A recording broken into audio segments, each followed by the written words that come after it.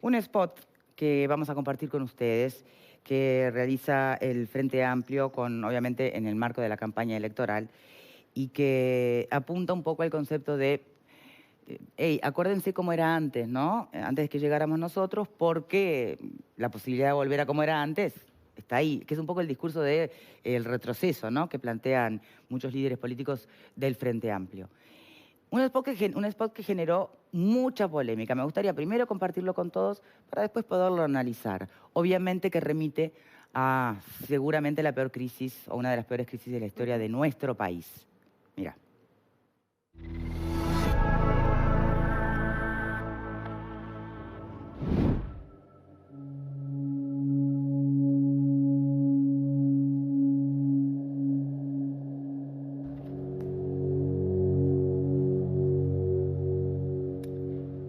En mi casa tomábamos jugos de naranja en polvo, con agua con gas, y decíamos que era igual a la Fanta. Y una Navidad, no recuerdo bien qué año, no cenamos. Solo teníamos una coca de 1,5 litros para brindar. No cenamos nada en Navidad. Yo tenía trabajo. Un amigo se quedó sin el suyo y venía a pedirme para darle de comer a los botijas. Su cara de vergüenza me dolía más que nada. Comimos arroz de perro mucho tiempo. No me quiero imaginar las cosas que habrán pasado mis viejos sin que me entere para que podamos comer con mi hermana. La cantidad de hamburguesas de las que venían en 3 fetas por paquete que habré cenado. Vivía en el campo, un lugar sin electricidad ni agua corriente. Caminábamos 2 kilómetros para llevar a cargar una batería para alumbrarnos. Mi viejo se quedó sin laburo después de haber laburado toda su vida. Se deprimió mal. De ahí en más, las navidades fueron una mierda. Llegué a dormir a la perra para hacer un pozo en la vereda de enfrente y reconectarme el agua. Si alguien preguntaba, estaba enterrando a la perrita. Pero no podía estar sin agua con 3 hijos chicos. La deuda de agua del 2002, todavía me faltan 3 cuotas para pagarla. Las anécdotas permanentes de quienes se iban y un día quebrarme al pasar el vidrio de migraciones. De un lado yo y del otro toda mi vida. Y ahí aprendí a ser grande de golpe. Tenía 20 años. Me acuerdo de un compañero yendo a la escuela con championes sin suela, solo la parte de arriba. El almacenero de la vuelta de mi casa también se mató. Nos fiaba a todos. Se pegó un tiro en la azotea del almacén. No quiero leer más.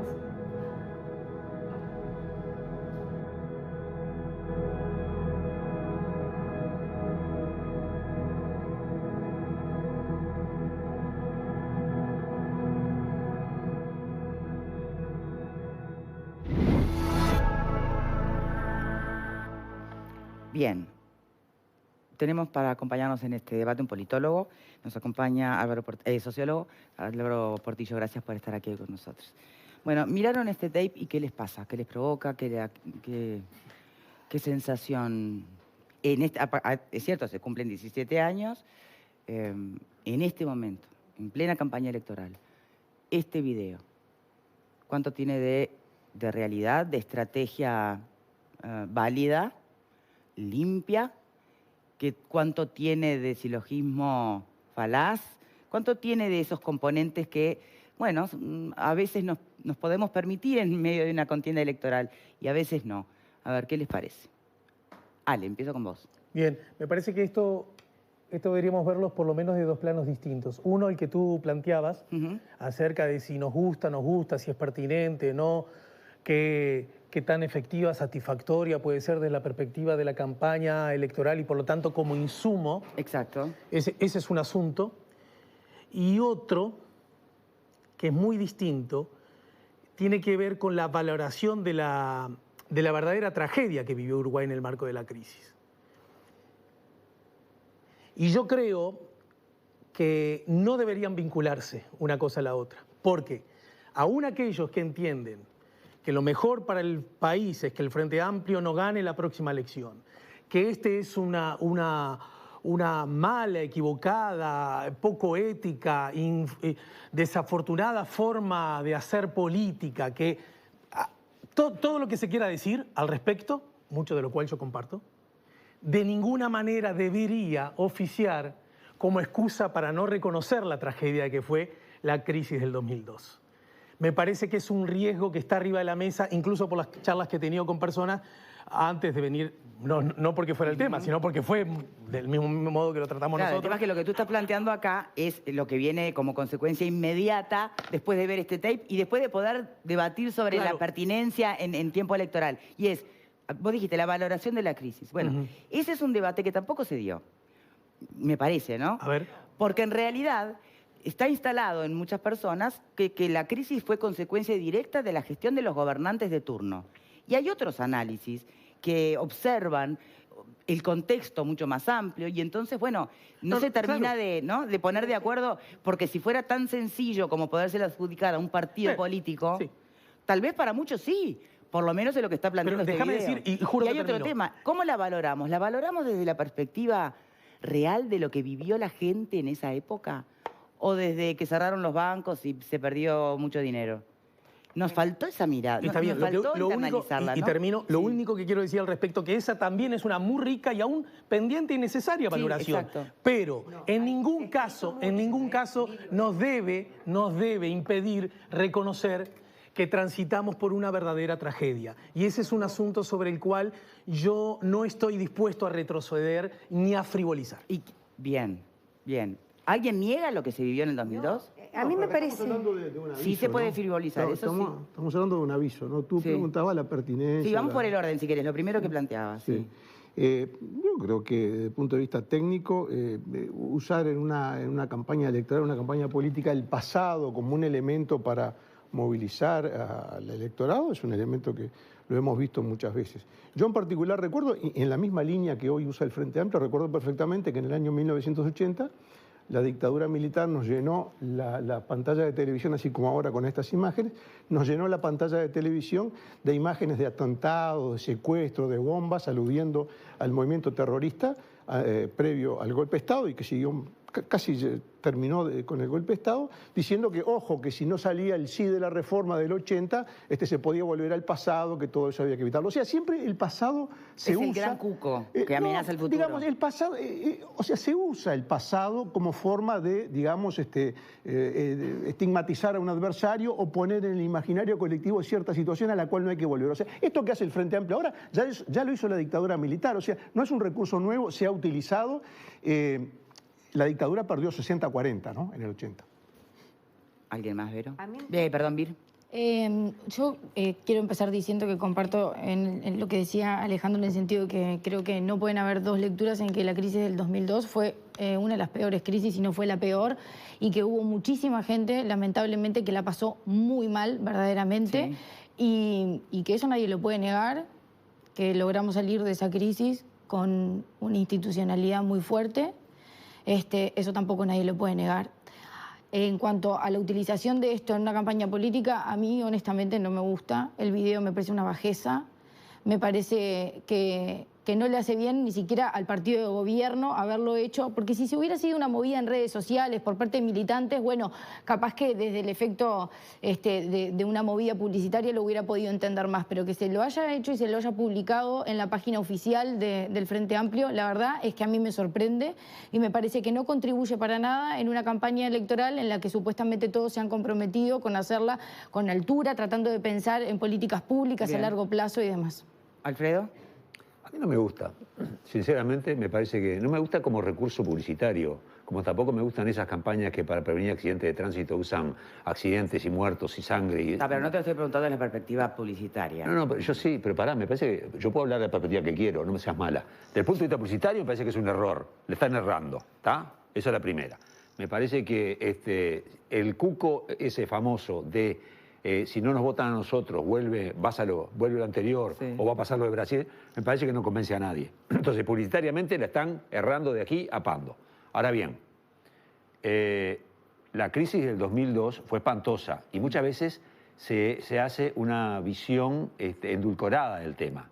¿no? De que no fue tan grave, porque está siempre lo de los gurises que comían pasto, que eso no es verdad. Bueno, la gente comía la basura. Yo no sé si comía pasto o no comía pasto, pero comía gente comiendo la basura, y que fue una crisis horrible, y que no fue solamente por cuestiones externas, era un modelo económico que tuvo eclosión en el 2002, sin lugar a duda. Que hubo factores externos, por supuesto, pero también hubo factores externos después y no pasaron. Entonces, no minimicemos la crisis ni la endulcoremos, porque tampoco es cierto. Ahora, ¿convencemos con eso? Yo creo que no convencemos a nadie. Me parece que el error hoy de una campaña de estas características es, con miedo no se convence. No convenció la dictadura y no convencieron antes que los niños se iban a ir a Moscú, ni un montón de cosas. El miedo no convence. Creo que las campañas publicitarias se tienen que hacer éticamente y diciendo lo que vas a hacer, lo que querés cambiar, lo que vas a proponer. No, y ahí creo que le erran de palo a palo. ¿Y es acaso un modelo económico tan diferente el que viene imperando en nuestro país? Sí, sin lugar a dudas. Del tema financiero que teníamos hoy, que está basado fundamentalmente en la cuestión financiera. El Uruguay financiero, plaza financiera, no es hoy, es otra cosa. Con errores, con carencias, pero no es la plaza financiera que teníamos. Es otro modelo. Entonces, en algunas cosas cambió sustancialmente. Bien, Vero. Yo me quedo un poco en lo que decía Alfredo respecto a este último razonamiento del miedo, ¿no? Yo creo que esta es una campaña que el Frente Amplio ha encarado mirando como por el espejo retrovisor todo el tiempo. Y la verdad que creo que no es... ¿Es la línea de la vicepresidenta? Es la línea de oligarquía o pueblo, es la línea de vuelven los oligarcas y entonces se perderán todos los derechos laborales. Esa línea creo que es propia de quien no tiene nada para proponer. Porque además cuando uno termina de ver este spot, dice por allí los mismos principios, nuevos sueños. Y a mí me parece tan contradictorio ese mensaje con lo que acabamos de ver. Porque si me vas a hablar de nuevos sueños, si me vas a poner jóvenes, háblame de jóvenes, contando lo que necesitan, en qué están, cómo apostamos a la juventud. No, a mí me choca ver a una chica joven teniendo que leer la anécdota de un almacenero que se suicidó hace 18 años. Me parece terrible, francamente, eso como mensaje de qué país queremos construir. Creo que todos, cualquier partido político, no quiere volver al 2002. A nadie le fue bien en el 2002. Y eso está de base, más allá de las lecturas de quién tuvo más participación, quién menos, más responsabilidad, quién menos, si fue externo o fue de aquí. Que creo que es un debate que no está claramente laudado y es ahí en esa grieta donde se mete este spot, porque allí, bueno, están las posibilidades de que volvamos a esos partidos que fueron los protagonistas de... Francamente, desde el punto de vista de la comunicación, creo que el Frente Amplista desencantado, que es el que se está disputando ahora en ese electorado. ¿Compra esto? Yo creo que no. Creo que el Frente Amplista desencantado hay que decirle qué vas a hacer en un cuarto gobierno, por qué necesitas seguir en el gobierno, qué te quedó pendiente, qué vas a construir. Bien, me parece que pasa por ahí.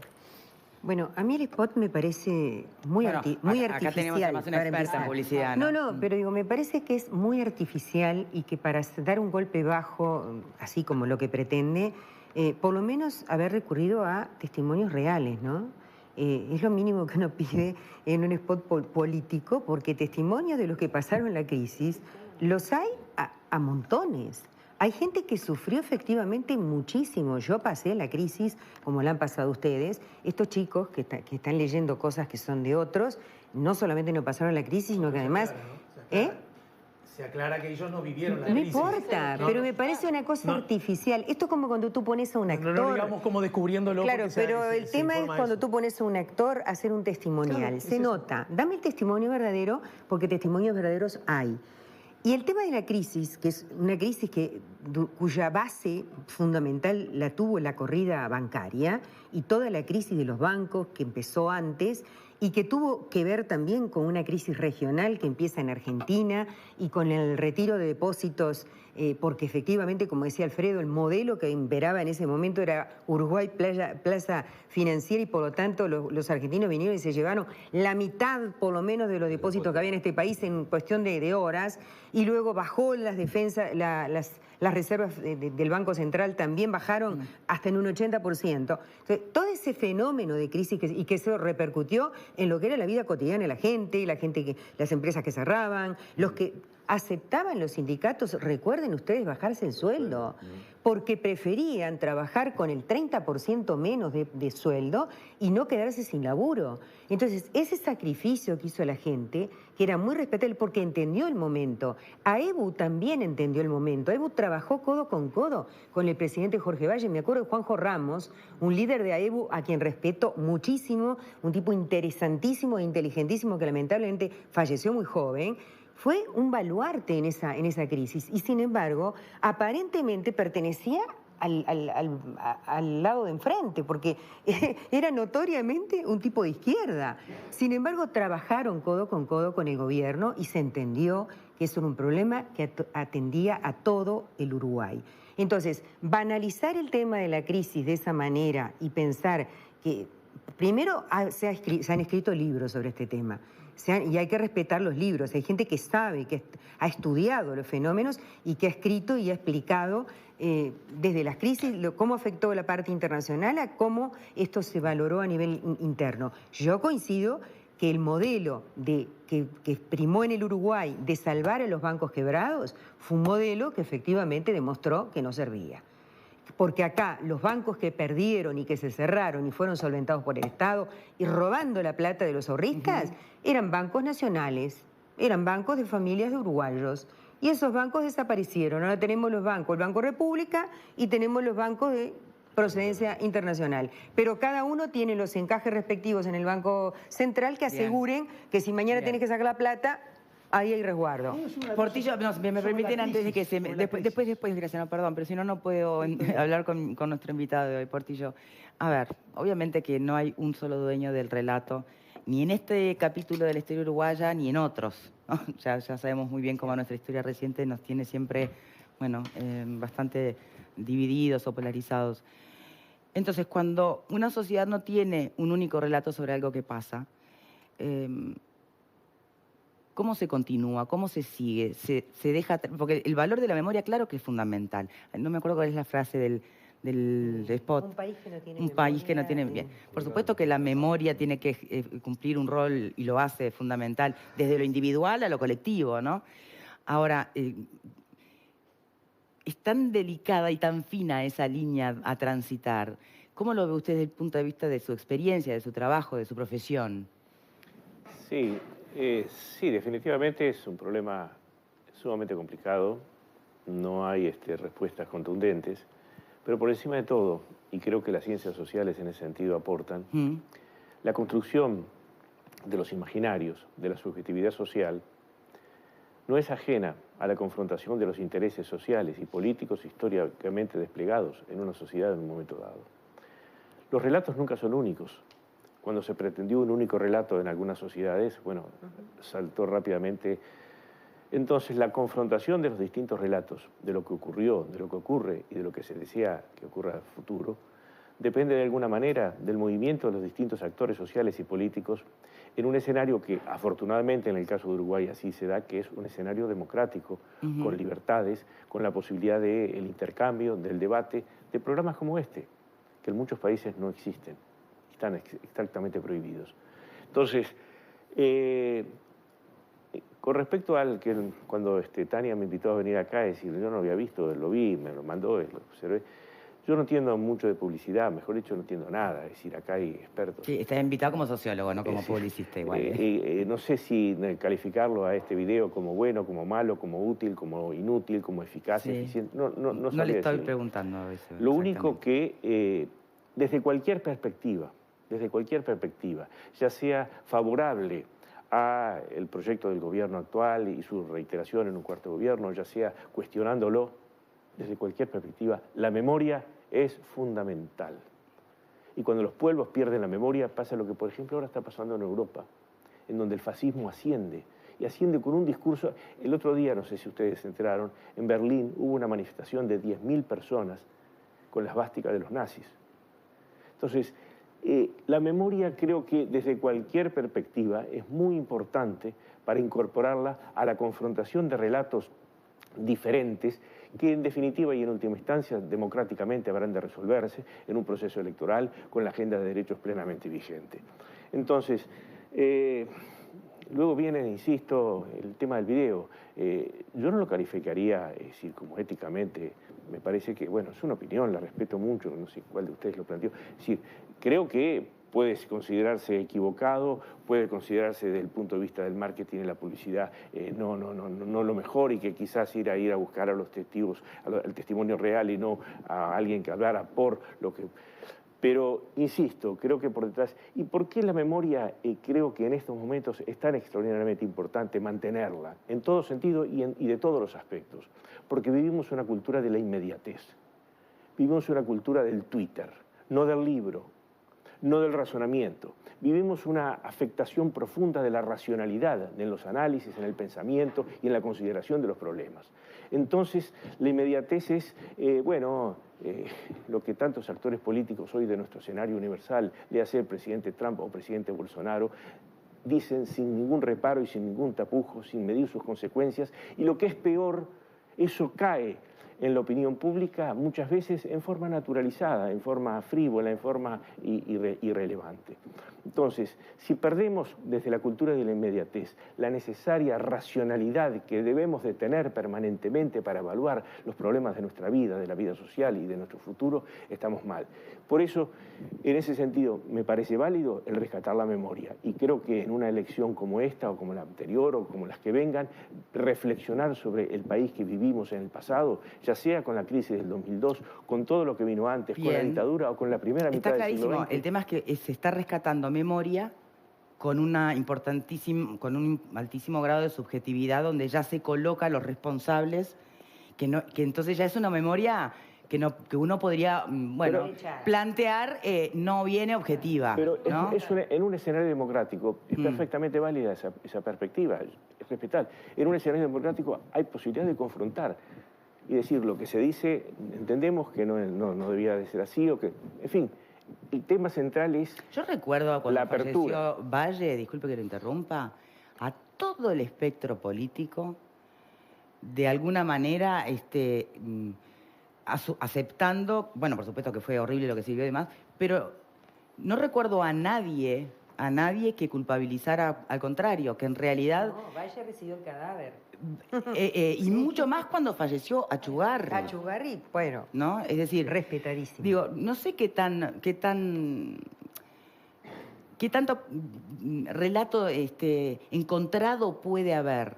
Modelo económico está clarísimo, pero ¿ese modelo económico está en la mira de un futuro próximo? ¿Lo representa algún partido político en este momento? Lo que está planteado en el debate y lo que yo quería complementar con la intervención anterior es que, como dice el refrán, la peor de las mentiras es una verdad dicha a medias. Y lo que omite este aviso, que tiene esos testimonios desgarradores leídos por esos muchachos, lo que omite ese aviso es que la crisis no fue peor de lo que fue, que ya fue muy grave, no fue peor de lo que fue, porque el gobierno de la época no siguió el consejo del doctor Tabaré Vázquez de no pagar la deuda externa.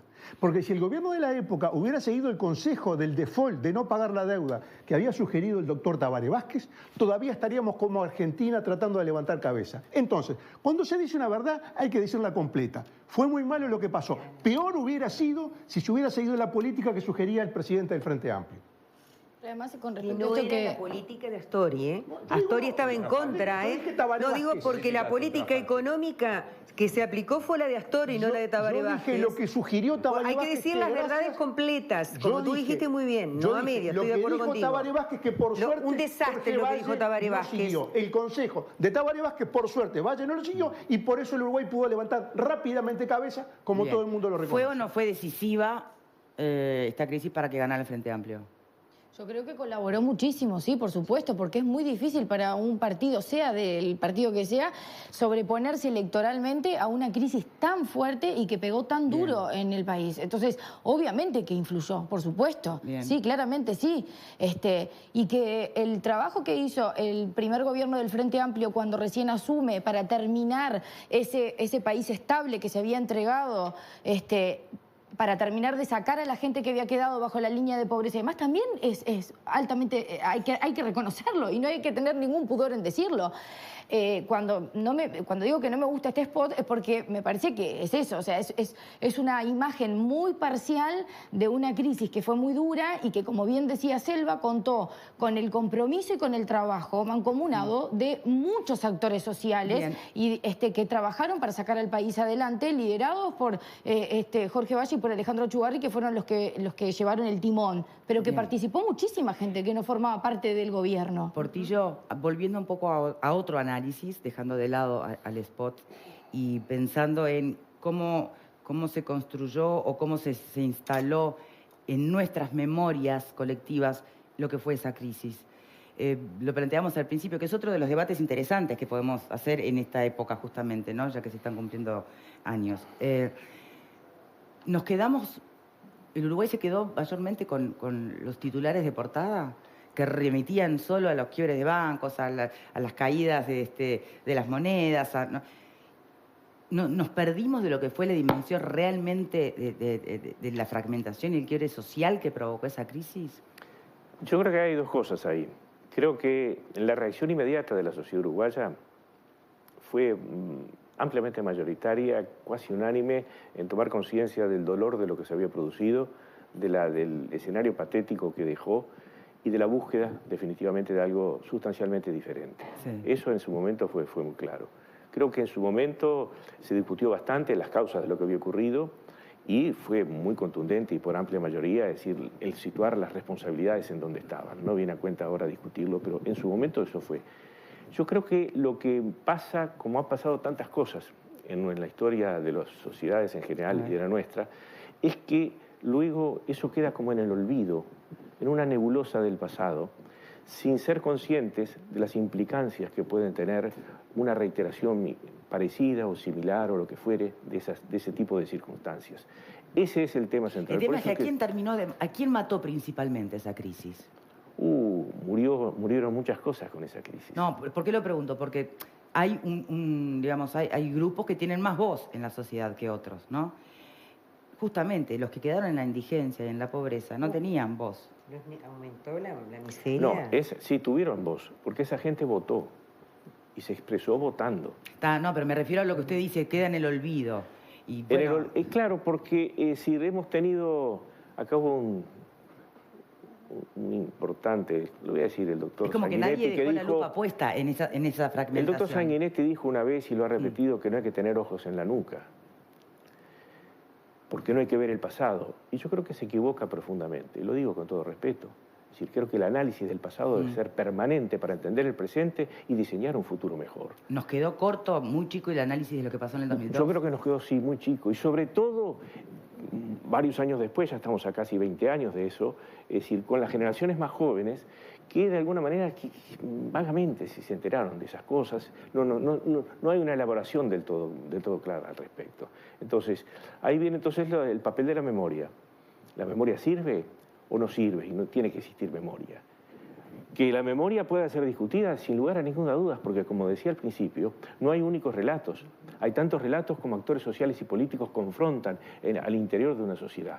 Pero lo importante es que esos relatos se discutan y exista la posibilidad de que el conjunto de la sociedad aprecie las distintas, visiones y por qué y en qué se sustentan unas y otras. Porque eso es lo que enriquece la cultura cívica, eso es lo que enriquece en definitiva la conciencia de dónde estamos parados y hacia dónde queremos ir. Eso para mí es lo central. Bien, muy bien. Portillo, muchísimas gracias de verdad por habernos acompañado en el día de hoy. Vamos a hacer una pausa y cuando regresemos los panelistas una vez más, ¿les parece? Muchas gracias, ya venimos,